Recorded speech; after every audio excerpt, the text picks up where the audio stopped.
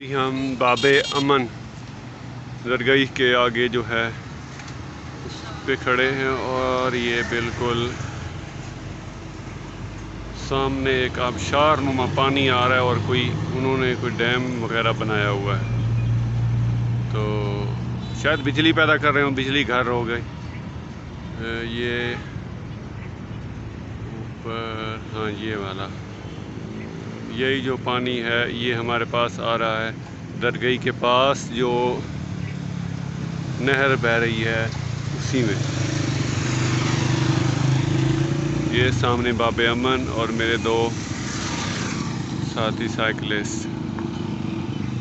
इधर से जंगल है सारा।